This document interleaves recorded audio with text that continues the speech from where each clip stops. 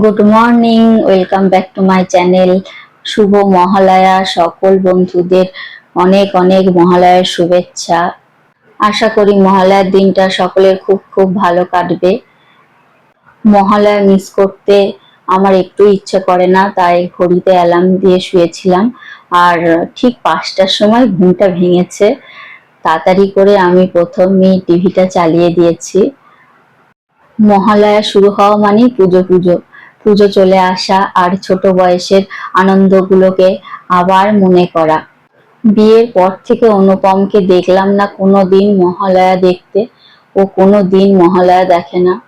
মহারাজও ঘুমোচ্ছে, ও যেহেতু একটু ছোট, ওকে ওঠালাম না। আর দেখো বাইরে 5টার সময় খুব বাজি ফুটছে বাইরে, আর অন্ধকার ঘোলা ঘোলা।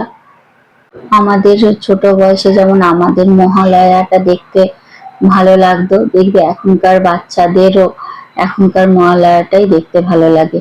দেখো বলতে না বলতে ঝমঝম করে বৃষ্টি শুরু হয়ে গেল। কি আওয়াজ বাইরে! ভাবছি টিভিটা বন্ধ করে দেব নাকি। যা হবে হবে, ঠাকুরেরই তো জিনিস দেখছি, মনে হয় না কোনো বিপদ হবে। সাধারণত আমি সকালবেলায় লুচি বানাই না। অনুপম বড়াল ঘাট থেকে লুচি নিয়ে আসে। কোন দোকান থেকে আনে জানি না, কিন্তু লুচিটা খুবই টেস্টি হয় আর তরকারিটাও খুব ভালো হয়। সকালবেলায় অবশ্য অনুপম চাটা খায় না। ও ঘুম থেকে উঠে ফ্রেশ হয়ে বলল, যাই আগে গরম গরম লুচি কিনে নিয়ে আসি গা, তারপরে খেয়ে টেয়ে তারপরে গঙ্গা স্নান করতে যাব। লুচিটা দেখবে একটু গরম গরমই ভালো লাগে, আর ঠান্ডা হয়ে গেলে তরকারি দিয়ে খেতে আর ভালো লাগে না। অবশ্য আমি বাসি লুচি চা দিয়ে খেতে ভালোবাসি, বাসি পরোটাও চা দিয়ে খেতে ভালোবাসি। অবশ্য সেটা অম্বল করে খুব, মানে সহ্য করতে না পারলে খুবই অম্বল হয়ে যায়। এই দেখো কাকুর দোকানে গরম গরম লুচি বানানো হয়ে গেছে। অনুপম নিয়েও চলে এসেছে, সঙ্গে সঙ্গে ওকে সার্ভ করে দেব। আমিও খেয়ে নেবো সঙ্গে। আর মহারাজকে দুধ খাইয়ে দিয়েছিলাম সকালবেলায়, ও দুধ খেয়ে বাবার সঙ্গে গেছে। ও এসব লুচি খেতে ভালোবাসে না, অবশ্য মিষ্টিটাও খায়। লুচিগুলো হাত দিয়ে বোঝা যাচ্ছে খুবই নরম, খুবই সফট আছে। ক্যারি ব্যাগের মধ্যে ডালটা দিয়েছে, দাঁড়ান খুব সাবধানে ঢালতে হবে, না হলে চারিদিকে পড়ে যাবে। প্রত্যেকবার ভাবি জানেন তো একটা করে কোটো দেবো যাতে ডালটা নিয়ে আসে, কিন্তু সেটা তাড়াতাড়ি করে ভুলেই যায়। ছোট বয়সে যখন পরোটা কিনতে যেত বাবা, তরকারি আনার জন্য কোটো নিয়ে যেত, কখনোই ক্যারি ব্যাগে তরকারি নিয়ে আসতো না। আমি প্রত্যেকবার ভাবি কিন্তু তাও ভুলে যাই। দারুণ ছিল লুচিটা। এই তো আমরা এবার গঙ্গা স্নান করতে বেরিয়ে পড়েছি। আমাদের এই পাঁচিরটা হয়েছে দরজাটা ভেঙে, গেটটা এখনো লাগানো হয়নি। মহারাজ তো আগে থেকেই রেডি হয়ে বসে আছে। আর সামনে যে বড় বিল্ডিংটা দেখছো, ওটা জলের মন্দিরের মানে গেস্ট হাউস, বিশাল বড়। এই গেস্ট হাউসের পাশ দিয়েই আমাদের গঙ্গার ঘাটে যাওয়ার রাস্তা। এই দেখো কত বড় বিল্ডিংটা, দেখেছো? যখন দোল হয়, রাস হয়, তখন এই বিল্ডিং গুলো একদম মানুষে বা যাত্রীতে ভরে যায়। মণিপুর ঘাটে যাওয়ার রাস্তা এটা। আর প্যান্ডেলটা হচ্ছে সূর্য সংঘ ক্লাবের, শুভঙ্কর দার ক্লাব। আগের বছরও প্যান্ডেলটা কমপ্লিট করতে পারেনি, আর এবছর খুব তাড়াতাড়ি দেখছি প্যান্ডেলটা স্টার্ট করেছে। মনে হচ্ছে তাড়াতাড়ি হয়েও যাবে। আর খুব সুন্দর প্যান্ডেল করে। সাদা রঙের যে গেটটা দেখলে, ওটা তিনকড়ি গোসাইয়ের মন্দিরের গেট। রিসেন্টলি এই নতুন গেটটা হয়েছে, আগের বছর হচ্ছিল আর এবছর কমপ্লিট হয়ে গেছে। আর সামনেই দেখবে একটা মন্দির হচ্ছে, শিব ঠাকুরের একটা বিশাল বড় স্ট্যাচু হচ্ছে। আর এখানে যেদিন উদ্বোধন হয় সেদিন আমরা এসেছিলাম, আগের বছর শীতকালের দিকে হয়েছিল উদ্বোধনটা। এই বিল্ডিংটা দেখো, সামনে এই বিল্ডিংটা তিনকড়ি গোসাইয়ের মন্দির। আর আমরা দেখতে দেখতে মণিপুর ঘাটের সামনে চলে এসেছি। দিন ব্লগ দেখো তারা জানো আমি এই রাস্তা দিয়ে মণিপুর ঘাটে আসি আর এখানেই গঙ্গা স্নান করি। বছরে অনেকবারই গঙ্গা স্নান করতে আসি। এমনিও আমরা বিকাল বেলায় গঙ্গার ধারে আসি গঙ্গার হাওয়া খেতে। গ্রীষ্মকালে অবশ্য সেটা হয়, শীতকালে মাঝে মধ্যে আসি, প্রত্যেকদিন আসা হয় না। কিন্তু মহারাজকে নিয়ে ওর বাবা প্রত্যেক দিনই গঙ্গার ঘাটে হাওয়া খেতে আসে, কর মন্দিরে যায়। পয়লা বৈশাখে বলো আর অক্ষয় তৃতীয়ায় বলো আর মহালয়াই বলো, এখানে এরকম ঠাকুরের ছবি নিয়ে বাচ্চা ছেলে বয়স্ক মানুষ সাধুরা বসে থাকে, এই সাইডেও থাকে। কিন্তু আজকে মহালয়ার দিন প্রচুর বৃষ্টি পড়েছে আর চারিদিক কাদা হয়ে গিয়েছে, তাই জন্য এইদিকেও বসেনি, খুব কম বসেছে। আর আমি হাতে করে চাল ডাল নিয়ে আসি না, কতগুলো খুচরো পয়সা নিয়ে আসি বা নোট নিয়ে আসলে ওদের কাছে ভাঙিয়ে নিয়ে দিয়ে সবাইকে 1 টাকা 2 টাকা করে দিই। এই বৃষ্টিটা কোথায় কোথায় হয়েছে জানি না, কিন্তু নবদ্বীপে খুব হয়েছে। আর মানে খুব বাজে ভাবে হয়েছে, চারিদিক কাদা করে দিয়েছে। আমি প্রত্যেকবার পয়সা দিই, আর এবার মহারাজ একটু বড় হয়েছে, ওকে একটু একটু করে ম্যানার্স গুলো শেখানো হচ্ছে। ও দিতে ভালোই বাসছে, আমি ভাবছিলাম প্রথম দিকে দেবে না, কিন্তু ও বেশ ইন্টারেস্ট পেয়েছে, ও সবাইকে দেবে, এটা ওর খুব আনন্দ লাগছে। আর কি সুন্দর চালের মধ্যে টাকাটা ঢুকিয়ে দিচ্ছে।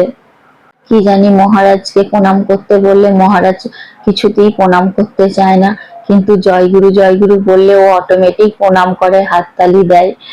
বলছে মা আমি সব ঠাকুরগুলোকে দেব, আমি সব ঠাকুরগুলোকে টাকা দেব। আমি বলছি এই ঠাম্মিগুলোকে দাও। আজকে আমি ভাবলাম একটু কম ভিড় থাকবে ঘাটে, কিন্তু তা নয়, অন্য দিনকার মতো আজকেও বেশ ভালো ভিড় ঘাটে। সবাই তো দূর দূর থেকে আসে না, আগে থাকতে প্ল্যান প্রোগ্রাম করা থাকে। দেখো কেমন ভিড় হয়েছে, আর কাদা প্যাচ প্যাচে, আমার মনে হচ্ছে আর একটু তাড়াতাড়ি আসলেই ভালো হতো। অনুপম বলছে দেখো জলগুলো কেমন ময়লা হয়ে গেছে। আর ওই দূরে দেখছো বাঁশ দিয়ে ব্যারিকেড করে দিয়েছে, দুর্ঘটনা ঘটে খুব, কেউ ডুবে যায় কেউ তলিয়ে যায়। তাই জন্য পৌরসভা থেকে এখন দেখছি বাঁশ দিয়ে দিচ্ছে, তলায় জাল নেটও দেয়া থাকে, আর বালিও ঢেলে দেয়। এটা মণিপুর ঘাটের টয়লেট, এখানে অনেকজনা জামা কাপড় ছাড়ে, যাদের প্রয়োজন তারা ব্যবহার করে। দেখছো এবছর ঘাটটাকে কি সুন্দর সাজিয়েছে স্টাইল দিয়ে, দেখতেই ভালো লাগছে। আর দুই ধারে কি সুন্দর সিঁড়ি করে রড দিয়ে দিয়েছে, যারা চান করবে না তারা ওখান থেকে গঙ্গাকে প্রণাম করে চলে যাবে, একটু মাথায় জল ঠেকিয়ে চলে যাবে। আর আজকের দিনে সবাই থরে থরে তর্পণ করছে, দেখতেও ভালো লাগছে পূর্বপুরুষের উদ্দেশ্যে। তো আমি ছোট বয়সে মায়ের কাছে গল্প শুনেছি, দাদু, আমার মামার বাড়ির দাদু কলকাতায় গঙ্গায় চান করতে যেত, তর্পণ করে আসতো মহালয়ার দিন, আর মাদের জন্য পুজোর জামা কাপড় কিনে নিয়ে আসতো। আর মারা সারাদিন বসে থাকতো যে কখন তাদের বাবা আসবে জামাগুলো নিয়ে আসবে। আর যেহেতু 4 মেয়ে, 4 মেয়ের মধ্যে জামা কাপড় কাড়াকাড়ি শুরু হয়ে যেত, কার কোনটা আগে পছন্দ। আর আমরা বড় হয়েও দেখেছি দাদু কলকাতায় তর্পণ করতে যেত, আর আমাদের দুর্গার কলা বইয়ের জন্য বেনারসি নিয়ে আসতো। বেনারসি গুলো খুব একটা বড় হয় না, বেশ মাঝারি সাইজেরই হতো। আমরা আবার সেগুলো দেখতাম, আর দাদু হাত দিতে দিত না, বলতে এই তোদের হাত আমার বেনারসিতে দিবি না, আমাদের ঠাকুরের বেনারসি। সে একদিন গেছে, খুবই আনন্দ করেছি। গঙ্গার জল খুব বেড়েছে, একদম পাড়ে চলে এসেছে, তাতে আমাদের খুব সুবিধা হয়েছে, বেশি দূর যেতে হলো না। আর এই শিব ঠাকুর গুলোকে সবাই পুজো দিয়েছে, গঙ্গা জল দিয়েছে, আর এখানে মোমবাতি দিয়ে পুজো দেওয়া হয়েছে। আমিও একটা ঘটি নিয়ে এসেছিলাম, জল দিয়েছি, পুজো দিয়েছি। অনুপম বিলুতি আমরা নিচ্ছে আর কদবেল নিচ্ছে। আমরা বাড়িতে এসে আমি তাড়াতাড়ি করে ভাতটা চাপিয়ে দিলাম। আর অনুপম আজকে ইলিশ মাছ নিয়ে এসেছিল, ওর মতন 2 পিস ভেজে রেখে দেবে, আর কালকে ওর মাকে বলবে রান্না করে নিতে। ও তাড়াতাড়ি করে, ওর এত খিদে পেয়েছে, 2 পিস ভেজে নিচ্ছে, আর আমি ওইদিকে ভাত ডাল তরকারি সব চাপিয়ে ফেলেছি। ইলিশটা অবশ্য খুব একটা বড় ছিল না, ও যেহেতু একাই খায় তাই জন্য ও ছোট দেখেই নিয়ে আসে।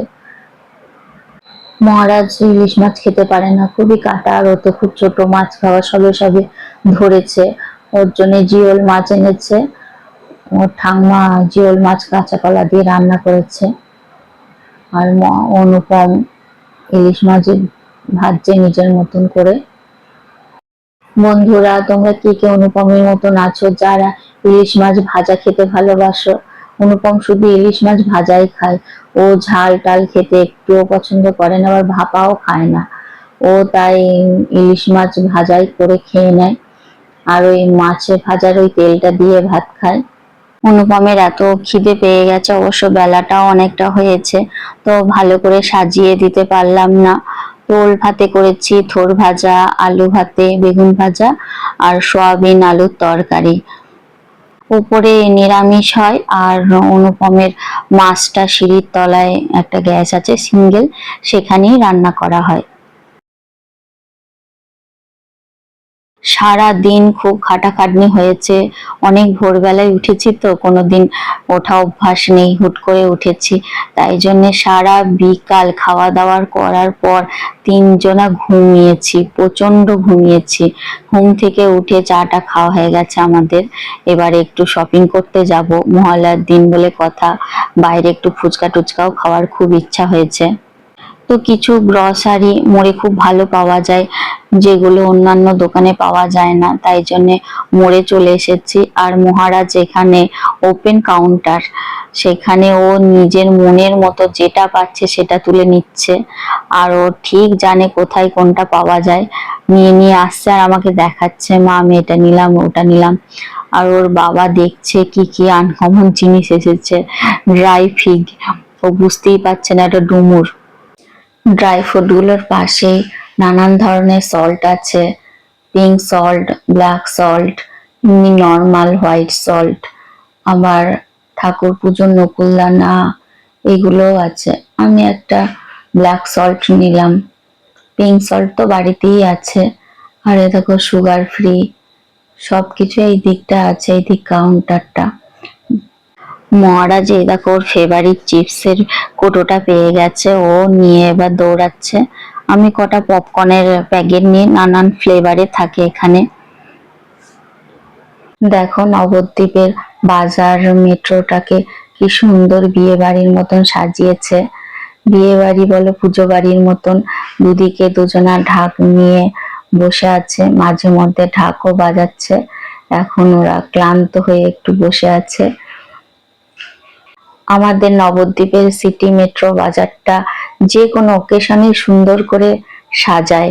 25শে ডিসেম্বরে এবার খুব সুন্দর সাজিয়েছিল, পয়লা বৈশাখও সাজিয়েছে, পুজোর সময় এবার নতুনত্ব।